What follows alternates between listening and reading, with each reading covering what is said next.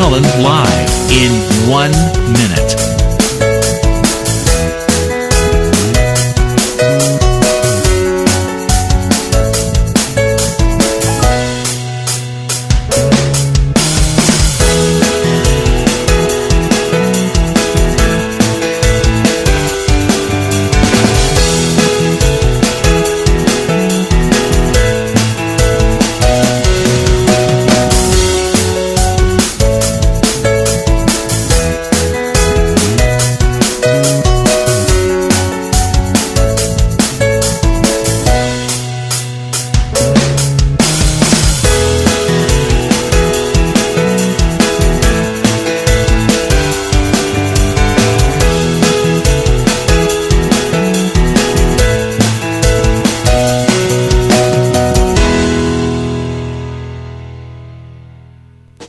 Welcome to Lynn Cullen Live at pghcitypaper.com. Email your questions and comments to Lynn at pghcitypaper.com.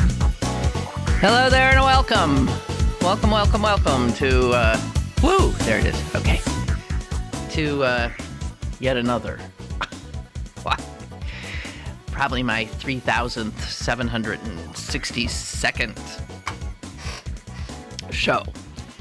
If I ever bothered to try to add up the number of hours I have spent yapping like this, I think it would be daunting to imagine what percentage of my life that would take in. So anyway, hi, it's Monday. It's snowing. It's not very cold. It's February. The stupid... What is that? Groundhog? That rat? That rodent? Thank God that's over. I hate that story every year. I hate the whole thing. You know, and I guess I say this every year, my greatest accomplishment as a television reporter in Pittsburgh is that I managed to never be sent to Punxsutawney to cover that stupid thing. And that wasn't easy since I was the feature reporter, which is usually the person who would get stuck. I don't know how I did that. Anyway, so there was a football game yesterday, or it purported to be one. God, was that awful. So normally I watch the Super Bowl and I watch the commercials, so if anybody wants to talk about that the day after, I'm up on it. And I have to admit, the game was so horrible that I was with other people, so I ended up just talking to people. I paid no attention whatsoever. I don't like games that are like humiliations like that. I kept wanting them in the fourth quarter. Just call the game. I mean, it's like if it were a T-ball game, isn't there a point at which they say, no mas, that's it, everybody go home, stop this. It's just humiliating.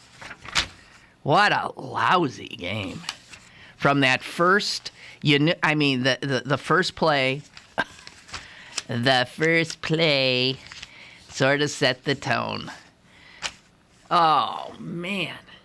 All right, so I have nothing to say about the game. And as for the commercials, I have nothing to say about the commercials either. The few times I looked up, I was underwhelmed, but I don't know. First of all, because of the football audience, it's like car commercials constantly. Car, junk food, soda pop. Of little interest to me. My understanding is the only news that came out of the commercials is that the right-wing twinosphere and blogosphere was freaked out by the Coke commercial, which I do think I looked up and saw, and reacted warmly to. The one that was reminiscent of Coke's old commercials of, the world's a thing in perfect harmony. It was that sense, that warm, huggy, we are the world thing. And this one, I guess, the song was America the Beautiful. And the video was beautiful and showed different kinds of people in different countries. And then apparently, and this is what I didn't notice, they went from singing America the Beautiful in English to America the Beautiful in languages other than English. And that is enough, apparently, to set off some right-wingers. They went nuts. Congressman, just going insane. Something about, I think they think it's, what? What is it that they're thinking? That you're not allowed to sing America the Beautiful in another language? They don't see the beauty of that. Instead, they what? Feel, here, it's one of those instances where, again, I cannot crawl into their heads. I don't even understand how you could look at something, what I suppose it was 60 seconds, in which you see video of all kinds of people from all over the world, and they're singing this, iconic, wonderful song, America the Beautiful. And you take offense. Apparently, one of the things that caused some of them to go nuts is that there was a gay couple depicted. And also, apparently, there were Muslim-looking people in there. And they were concerned that, unless you think I'm making this up, I mean, this is, they really... There was a sizable reaction against that spot almost from the second it aired. And there was even some hashtags going around, boycott Coke or something. How dare they show the world in unity?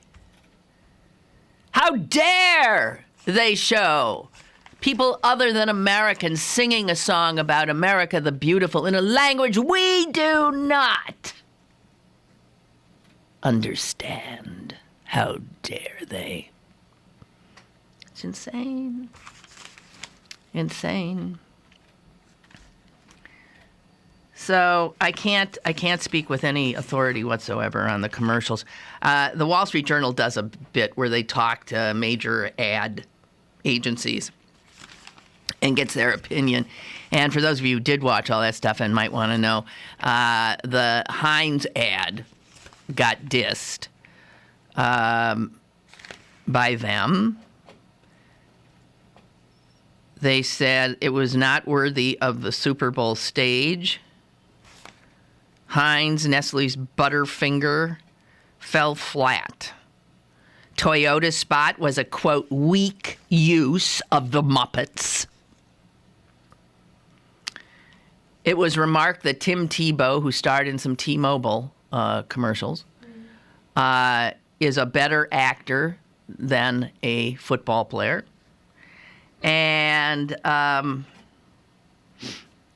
one of the ones that everybody agreed was like one of the best, it came out number 2 or 3 in all those ad meter kinds of contests that go on, was an ad that was not done by a professional, but rather done by a regular, ordinary person, and that was the Doritos spot where a boy builds a time capsule. Again, I did not see that, but that is something I guess Doritos has been doing for years, where they just ask people to send in commercials, and then they use their commercials for the Super Bowl. And it's not, it seems to me that in years past, these amateur commercials have been the best. Creative director at one of the big firms said, those consumer-generated ads keep getting better and better. I would hire these people in a minute. So that's pretty cool. Missing this year, which was prevalent last year, was adolescent slapstick kind of humor in ads, and I'm glad to see that go. Glad to see those go, because I remember last year being really sickened by all the just sort of 14-year-old male idea of humor throughout most of the commercials. Anthony writes in that he liked the Radio Shack ad. That was a hoot. And from my reading today, I understand that was one that used some iconic characters from 80s television, like Cliff Clavin from Cheers and Eric Estrada from, what was that show he was in, where he played a cop? And shows like that, and they go in and scarf up all the old radio. It sounds like a cute idea. Anyway, in terms of whether that scored well with folks, yes, it did. In the USA Today poll, the Radio Shack ad with 80s icons clearing out an old Radio Shack came in at number 6 all around. The winner, the Budweiser ad, with those damn horses and a cute little puppy. Well, that's what it says here, and who cares? So we wait another year for another.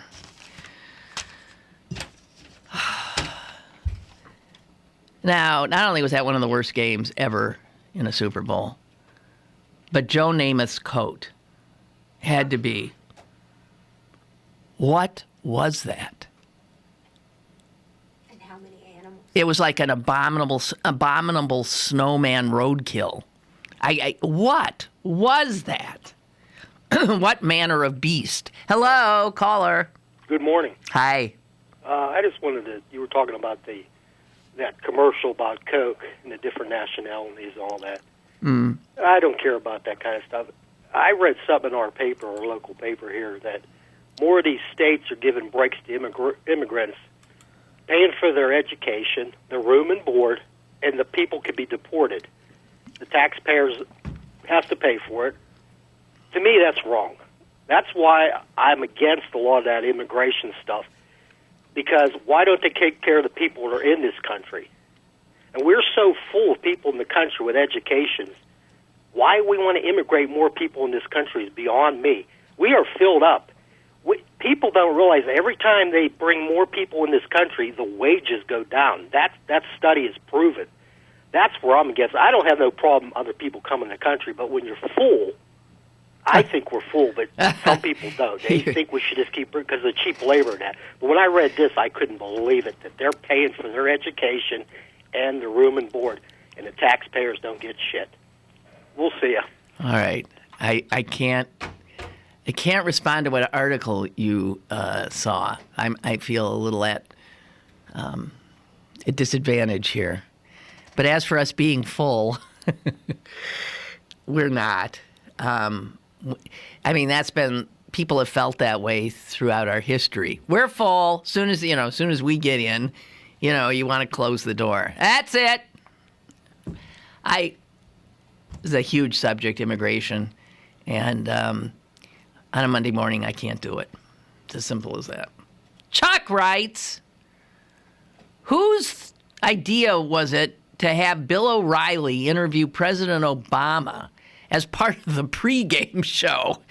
I'm with you there. It turns out, and I didn't realize this, that the president has in years past done a live interview in the pregame period with whatever network is airing the Super Bowl. Am I correct or incorrect? I think I'm correct. And since it turns out to be Fox, well, that's how you get Bill O'Reilly and the president. I missed it, thank God. But the president agrees to it. And it's odd. I mean, I agree. It's odd placement. I don't understand. I guess for the president, it's a way to have access to a huge audience. But on the other hand, it wouldn't be his choice to have Bill O'Reilly have at him for 10 minutes. For the network, it's obviously a coup. But I think this has become sort of a tradition during this president's tenure. I don't know that these little presidential interviews have been as perhaps potentially contentious as the one yesterday, as I understand it was. And I mean, how just ridiculous that the president kept his cool is a testament to either whatever pharmaceuticals he's taking or his general character. Because from what I saw of this, all O'Reilly did was throw at the president all of these trumped up scandals that the right wing can't get enough of. Benghazi, the IRS, and there was a third one too. Just this constant stuff that frankly is in the past. All of these things have been studied, investigated, reports have been released, blah, blah, blah. But since Fox lives in a fantasy-based reality or universe, they're still beating these dead horses. I don't know. I think it's absurd. I don't think that marriage of the president with a iconic sporting event makes any sense. I agree. I don't know. All in all, the whole thing stunk. I mean, I don't know what to say, and often does. Just stunk. People seem to think Bruno Mars did well at halftime, and I'm thrilled for him. I embarrassed myself by saying at the party I was at, well, I thought the Black Eyed Peas, where are the Black Eyed Peas? And somebody said, you got your vegetables mixed up. It's Red Hot Chili Peppers, not Black Eyed Peas. And they were correct, and I was incorrect. I guess the Black Eyed Peas were a few years ago or something. At any rate, that was it, and who cares? And, I thought the most interesting thing was, in fact, Namath's coat. Chuck writes, Roger Goodell, the NFL commissioner, I saw a cutaway of him, was shown a few times sitting in a regular stadium seat to prove that a cold weather stadium is not at issue. And there he was in his long wool overcoat sitting next to a guy wearing hunting gear, looking completely annoyed. I agree. Every time I saw him, he did not look happy. It was a lousy game. But I don't see why he would care, because the NFL gets their money up front. Right? I mean, the money was in his pocket. That's it. It's done. Doesn't matter if they deliver a good show. Caller, hi. Go ahead. Hi, Lynn. Hi. Just the other day I read that there was a poll done, apparently a couple of years ago, about concerning Fox News. And they found that people who did not watch the news on television, apparently, or other electronic media, were more informed than people who watched Fox News. That's correct. I just thought, I know. Just toss that in. You have a good day. Yeah, right. Okay, I saw it too. Well, what they did is they got a lot of people to self-identify in terms of where they get their news. And then they gave all these people the same current events test. And yes, people who said news, I don't even know what news is, I don't watch no news, they perform better on the current events test than did people who said, I get my news from Fox. So the people who watch Fox were the most clueless group in terms of news. Not surprisingly, I think it was the NPR and public radio and stuff was way up at the top. But there you have it. Yeah, you can't make that up. It's a riot. It's wonderful. But but if you were to tell them that they weren't getting their news, they would just think you were then part of, this vast mainstream media, liberal, lefty conspiracy. And which is why Fox News exists in the first place. God, I'll tell you this. Roger Ailes, the brainiac behind Fox News, a genius. I mean, you might not like what he's peddling, but he's just a marketing genius.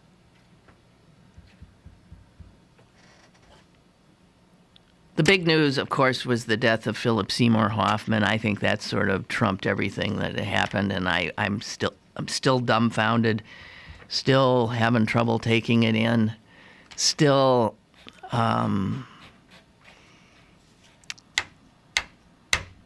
just such a lot. It's hard to lose such brilliance, and he was a brilliant actor. Hard to lose such brilliance in such a stupid way. You know, when the young actors die like this, you think, well, they're young and stupid. You know? But when a guy in his 40s with children who was...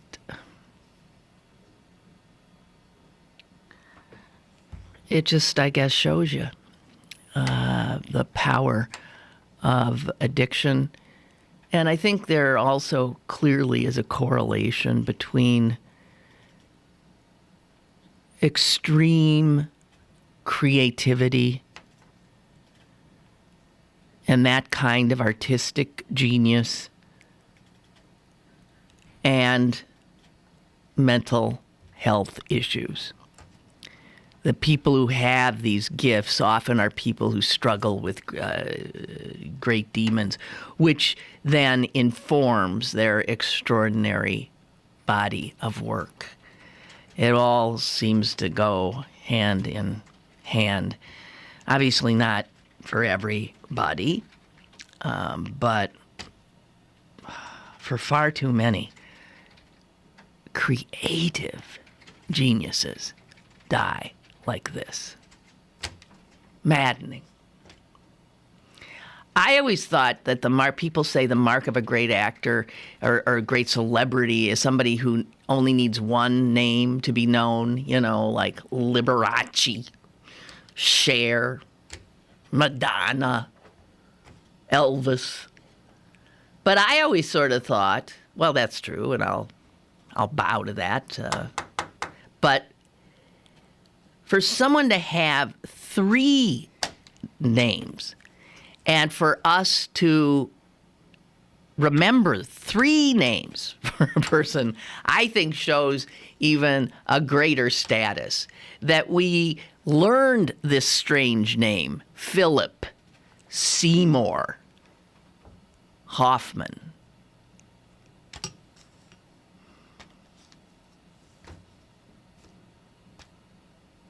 He wasn't gorgeous. Matter of fact, you could argue he was plug ugly.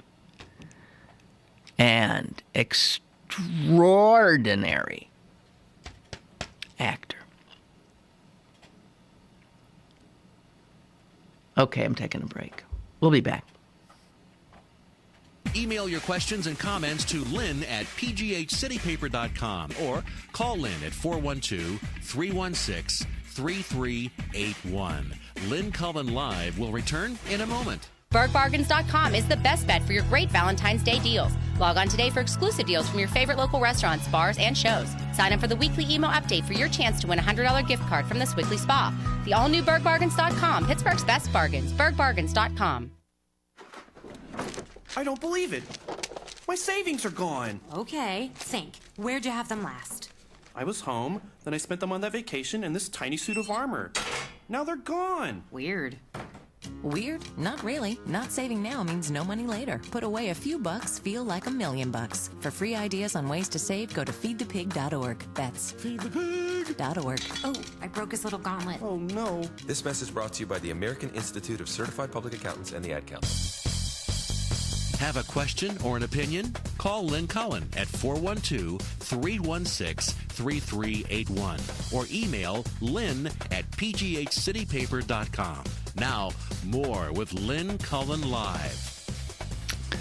All right, so PJ writes, and I'm sure you're not alone in having noted it, PJ. Only on a day like today, he writes, do you start off by saying, I have nothing to say about the Super Bowl, and then go on to do 20 minutes about the Super Bowl. Remarkable, he says. Remarkable in what manner, PJ? All right, I know. I have nothing to say about the damn Super Bowl. And I okay. I was going to go on and start doing more. I'll stop. Okay, so the obituary I thought I would do today before Philip Seymour Hoffman stuck that needle in his arm was another great actor. Not as great, but a great actor who also had won. Philip Seymour Hoffman must have won an Academy Award. Maybe not. He shoulda. Sure, he was nominated. But maybe he didn't. Anyway, the actor that I thought I would note, whose passing I thought I would note today, is an actor who did have an Academy Award for a movie that I actually just rewatched. He won for what? Doubt? Wait, 2005. Nah. Capote. Okay.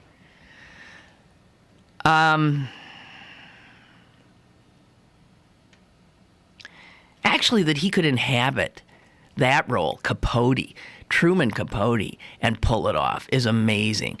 Because Capote, probably weighed 72 pounds, dripping wet. And Hoffman was this, this burly looking man. And yet, he was Capote.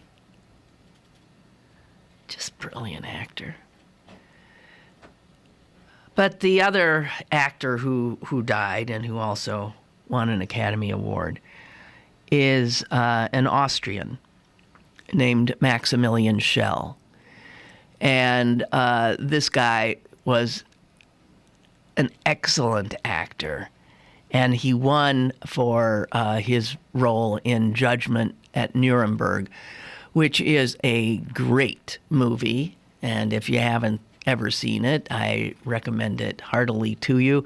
Has an all-star cast that turn in extraordinary performances to a man and woman. And out of that pack of great acting, it was Maximilian Schell that walked away with an Oscar, which is, I don't know. I don't know. He played an attorney, a defense counsel at the post-World War II Nuremberg trials, representing some Nazis, including a character that Burt Lancaster plays extraordinarily, just beautifully. Have you seen that movie? You've got to see that movie. God, what a great cast. Spencer Tracy, Montgomery Clift, Judy Garland, Marlena Dietrich, Burt Lancaster, Maximilian Schell. I'm blanking on some of the Richard Widmark. Oh my God, what a well done movie. And because he was an Austrian, Schell often played Nazis.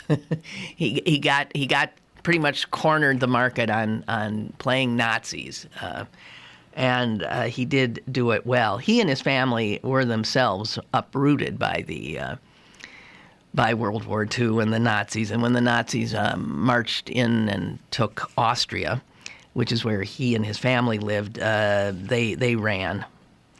What I didn't know about Maximilian Schell, who, by the way, was 83, was that he was also a concert pianist. So, a lot of talent there.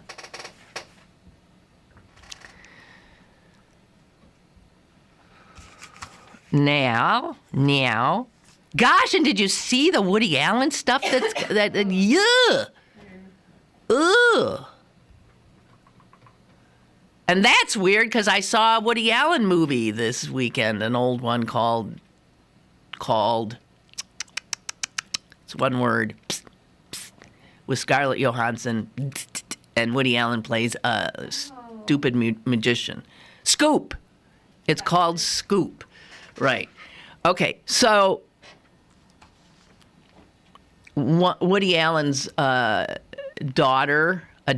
daughter, yet another, because, as you know, Mia Farrow adopted a whole bunch of kids when she was married to Woody Allen.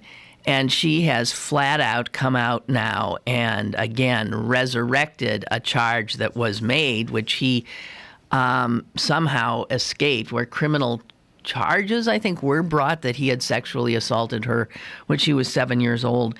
And now she's brought the whole thing up again in lurid detail of what he did to her.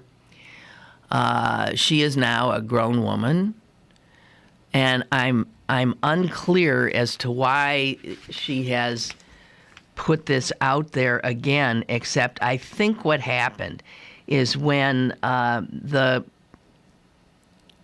Golden Globes gave that Lifetime Achievement Award to Woody Allen just, in the last month.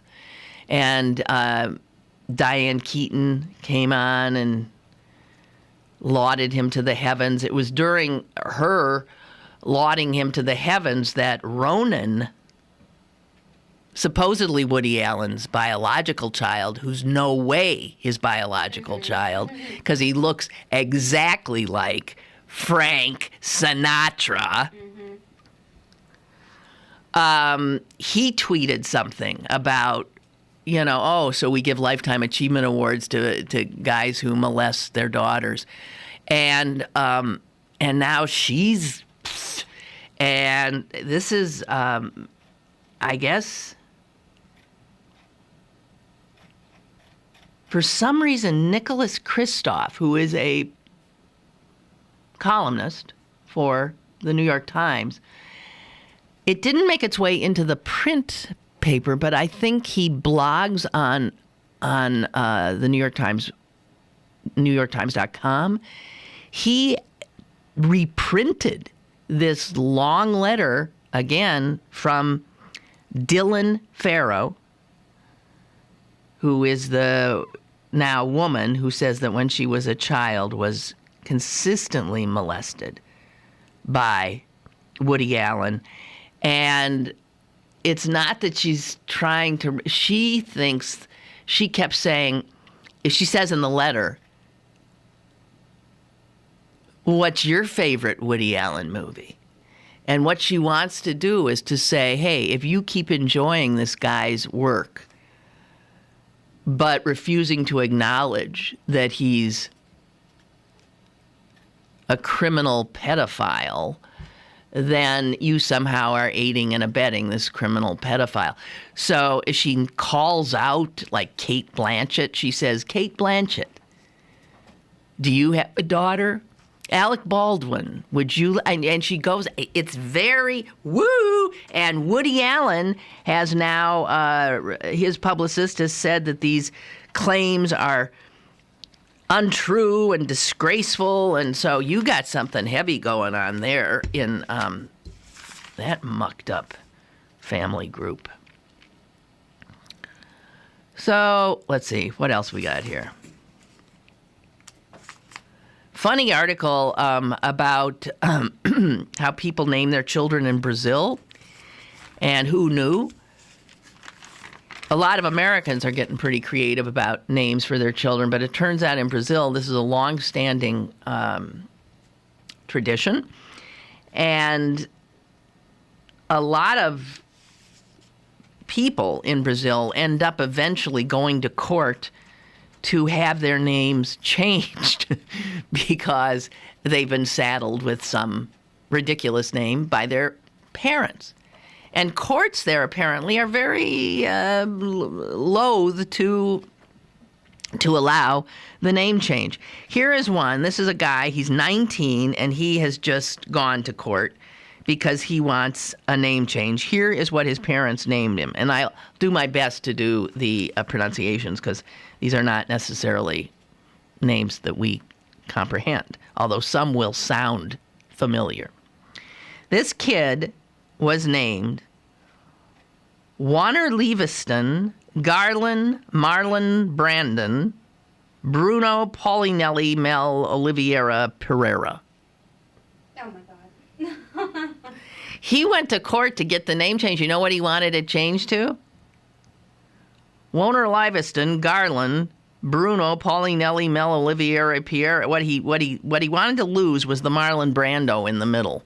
Oh my God. He said, I never had anything in common with Marlon Brando, he said. So, with the permission of his parents, he did petition the legal system to whittle down his names by getting rid of the Marlon Brando one. Here's another one.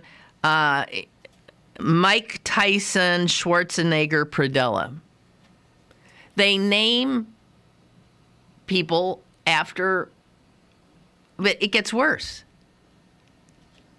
There's one guy who named his kids he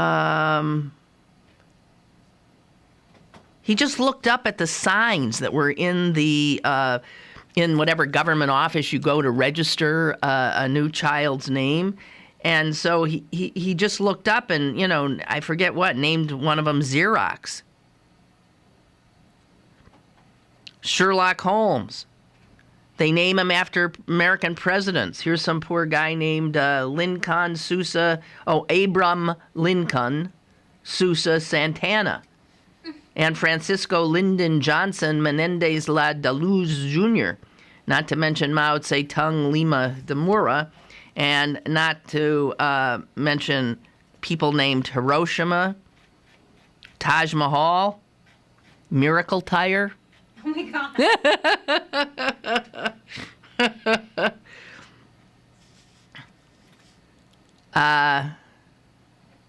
Here's a guy who likes his name because his name is Creedence Clearwater Kudo. And he says, I have a marvelous name which makes me stand out above the crowd.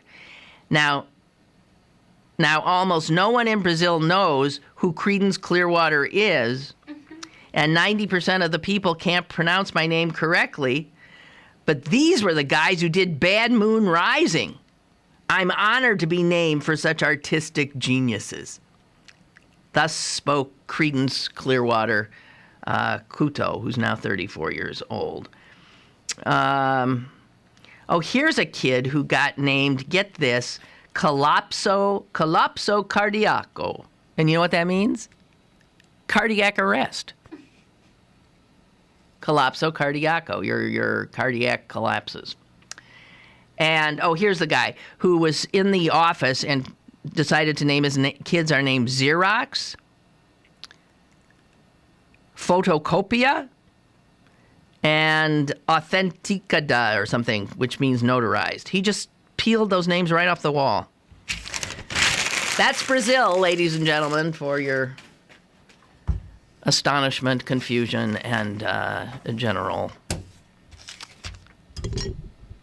enjoyment. All right, I can tell you what, I'm going to take... I know, my head is very Monday-ish today. It is light. It doesn't feel like there's much going on in there, and I think that's becoming relatively apparent, okay? It's bound to improve as the week wends on. Get a break out of the way, as we say, and I shall return. Stick around for more with Lynn Cullen Live after this. Moments in Black History, brought to you by Highmark Blue Cross Blue Shield. Have a greater hand in your health. Hiram H. Revels was an African Methodist Episcopal Church superintendent and taught theology at Shaw University. Born in North Carolina, he began his career as a missionary in several states, including Kansas, Kentucky, and Tennessee. During the Civil War, Revels was chaplain of a regiment and recruited blacks for the Union cause. In 1870, Revels was elected to the U.S. Senate to finish the term of newly elected President Jefferson Davis, becoming the first black man in the Senate.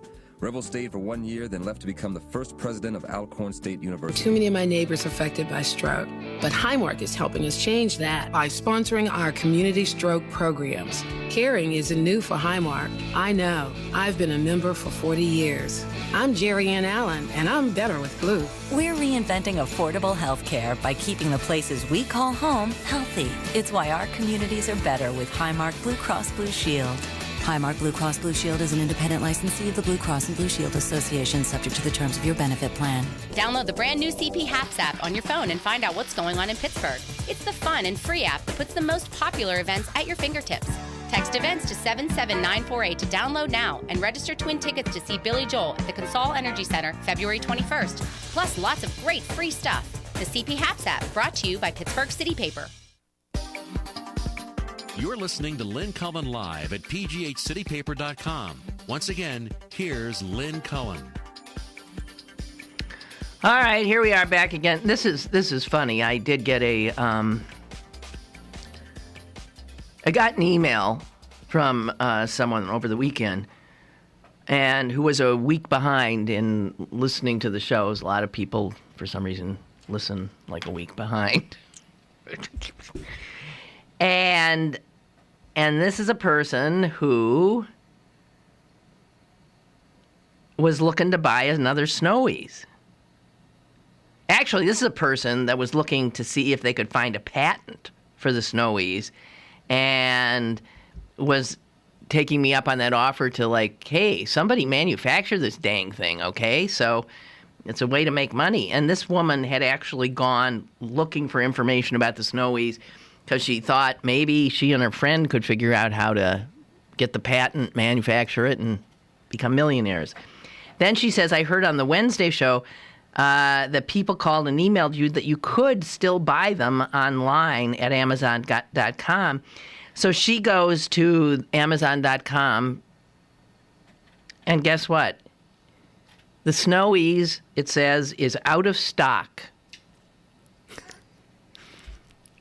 It is unavailable. Now, guys, I got to tell you, we did it again. This is what always happens. I mention Snowies, and the paltry number of Snowieses in the universe is immediately reduced to nothing. And so not much has changed, obviously.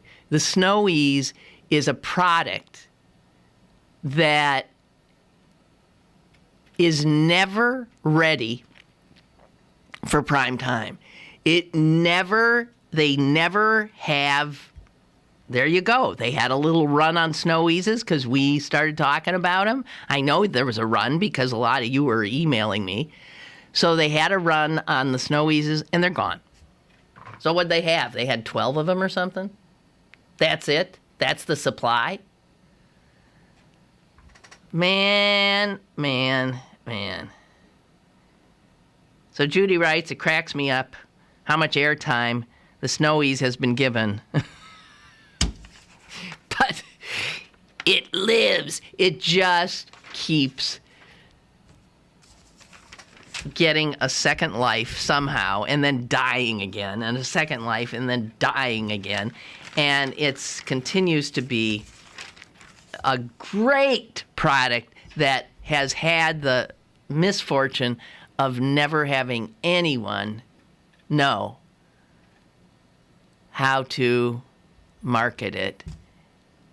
Or they mistakenly marketed it well, at least here in Pittsburgh, PA, because of me, and then they couldn't keep up with the demand.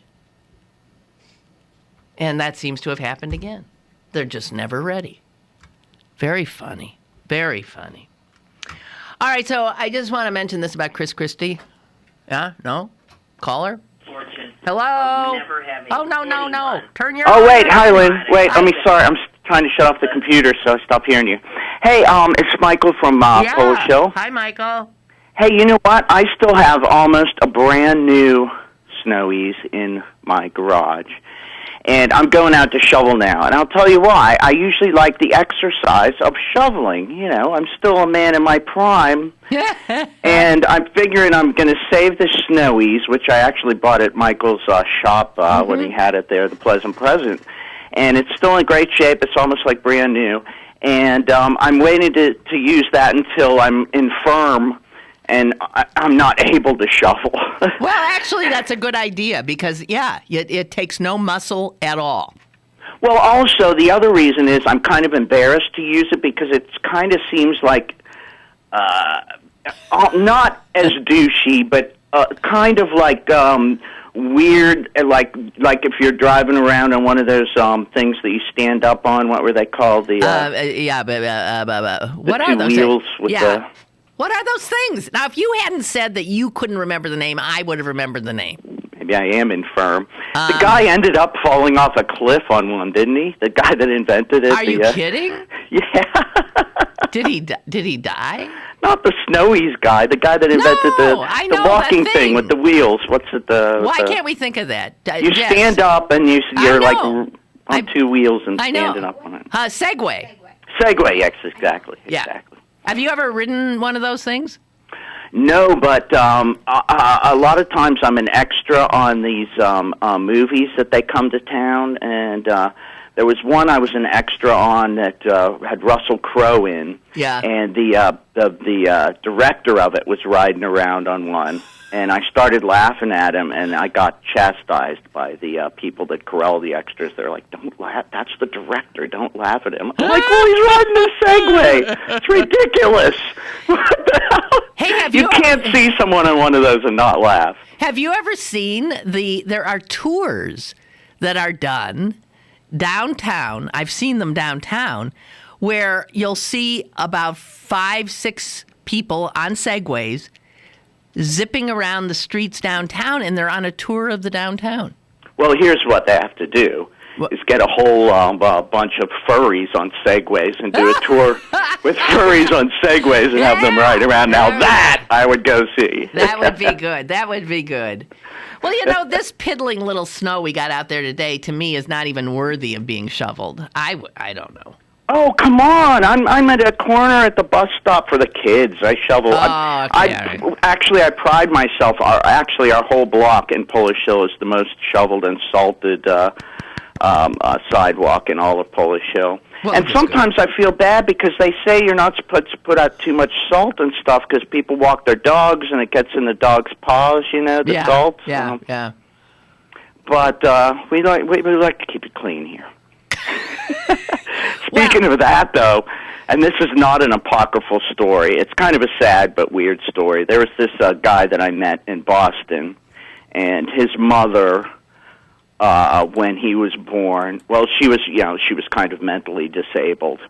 And he showed me the license, so I know it's not apocryphal, and he did not go by this name. And I think I've heard lately that actually he did try to get his name legally changed, but she named him Massengill.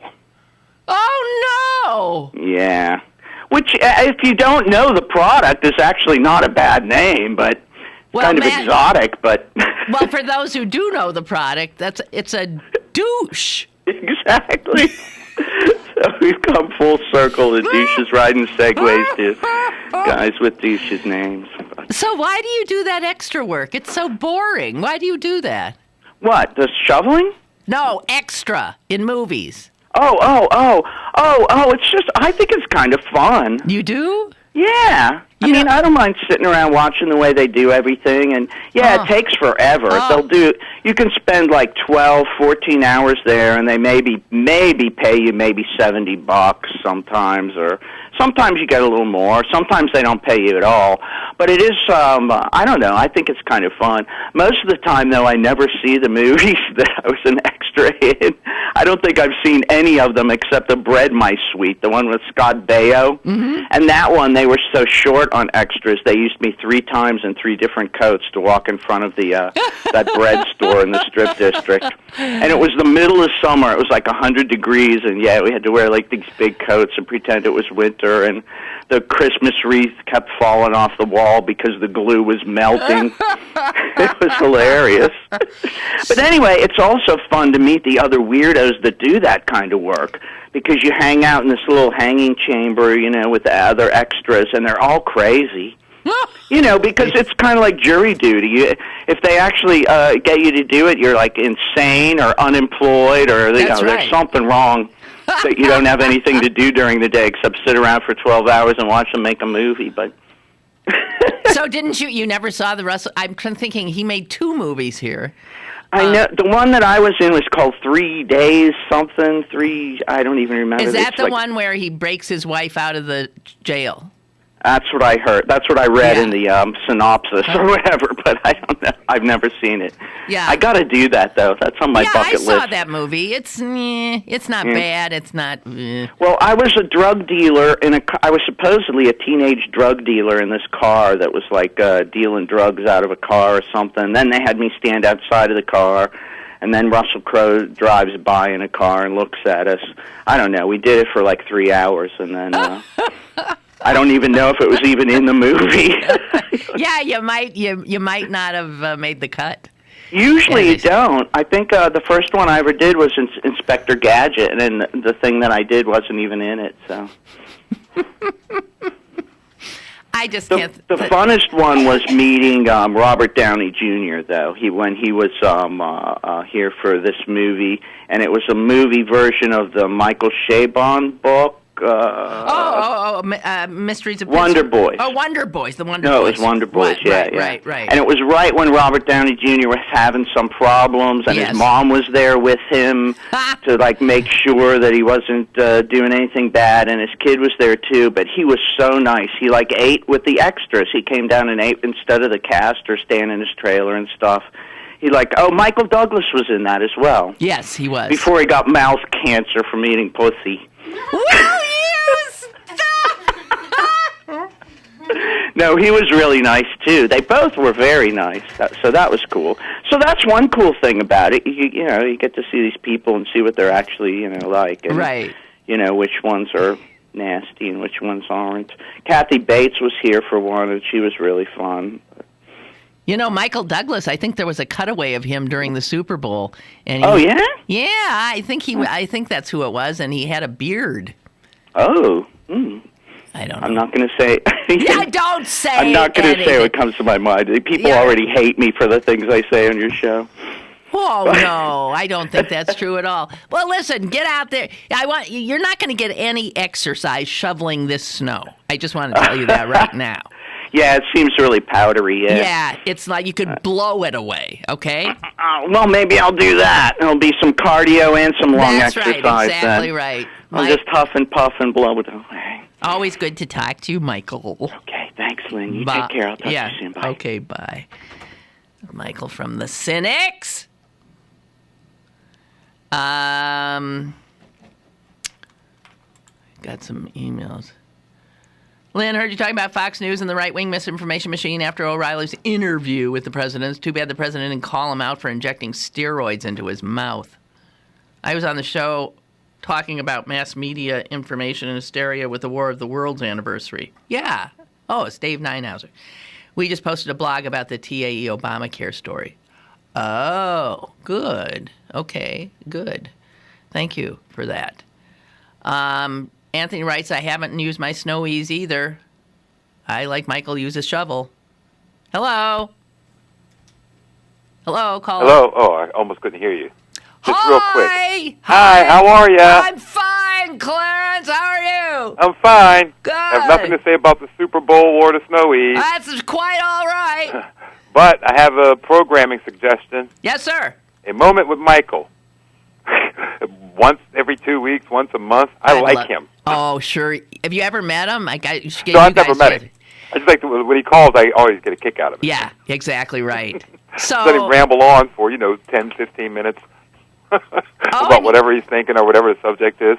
He's entertaining. Yeah, he is entertaining. And Michael, if you're still listening, not only is Clarence from Canonsburg, who a lot of people consider the best caller, think you're a great caller, but Mary has just written in, best caller ever. Yeah, there should be a little program, just a moment with Michael, whenever go. So what you got for us this week, Michael? Well, let me tell you, just let him ramble on. He's so rarely. He's been on the show before, but we should you're only going to give him a moment. Define a moment. Oh, that's why I was going to say a minute with Michael, but that's not. Not enough. That's so you could say a moment with Michael, and he could be on there for an hour. It doesn't matter. Okay. Okay. I just like the two M's. Just sounds good. That's all. A moment with Michael. Yeah, I like it if he calls in, and he just talks about what he's going to talk about, and there is no time limit. That's true. Let him, So he should like call. Freestyle. All right, So Michael, what you're hearing is we want you to call more often. Yeah, basically that's it. That's basically it. And coming from Clarence, that means a lot. I'd get a big head if that were said about me. Thank you, Clarence. Thank you. Have a nice week. You too. All right. Bye. Ansel writes, this snow may not be all that much for you folks in Pittsburgh and north of the city, but where I am, 6 miles south of the Liberty Tunnels, we have 4 to 5 inches. What? That's interesting. And most schools have been canceled. Oh, it's just nothing here. Maybe an inch at the most. Isn't that interesting? Well, you got to get that demarcation somewhere. So I had heard that, people in the South Hills got much more hammered than us. But heck, they've got to stop. If we're going to have a real winter, they've got to stop this calling off school for stuff, for cold and then for snow, because let's just say February turns out to be a cold, snowy month. What are the kids we're going to keep them in school till July to make up for, or you got to get smarter about those closings, guys, I think. Hello, caller. Hi. Hi, this is Susan from Hempfield. Hi, Susan. I don't know how much snow you people got. Yeah. But we got 5 inches out there. Well, that's just what I was saying. Somebody emailed and said, you got 5 inches. We don't even have, my driveway, there's not even an inch. Not even an inch. Oh, my goodness. Isn't that weird? That is so weird. Well, if I were nice, I'd say I'd come and help you shovel, but I'm not going to. Well, school's canceled. The roads are all wet. They haven't been plowed yet. It's just awful out here. So, well, as I was saying, I guess that, who knows? But that's interesting. So, people a mile away from you might just have 1 inch. Well, you have fun looking at your snow that you can't do anything with. And okay, the and kids out here will be playing, and and get some exercise. That's good. It's always good. Thank you. Well, have a good week. Okay, then. you too. Bye-bye. You too. Bye. Okay, so we stand corrected in terms of the snow. So I'm not even going to get to these 2 things I wanted to get to because I've been talking about what? Nothing. Absolutely nothing. All right, guys. So tomorrow, I guess my sister will be here. I don't know. This could be another week like last week was, with none of my guests coming. Jared will be here next week. Who will be here? Jared. Jared will be here next week. Okay. Well, that's one warm body to look forward to. Otherwise, it's been pretty sparsely populated here, I'll tell you.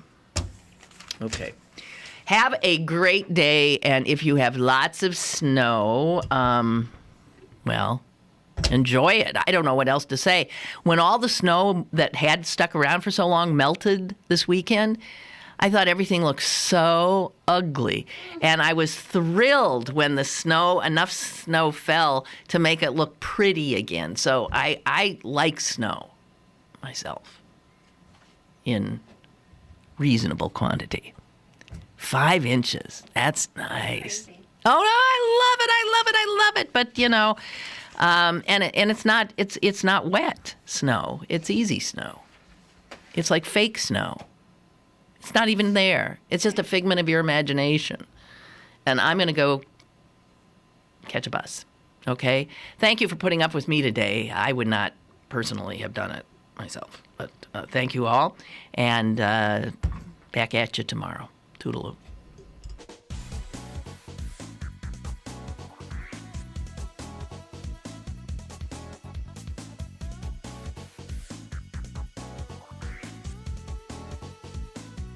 Lynn Cullen Live, Monday through Friday from 10 a.m. to 11 a.m. and archived at pghcitypaper.com. The opinions expressed on Lynn Cullen Live are those of the host and do not necessarily reflect the viewpoints of Pittsburgh City Paper, Steel City Media, and its advertisers.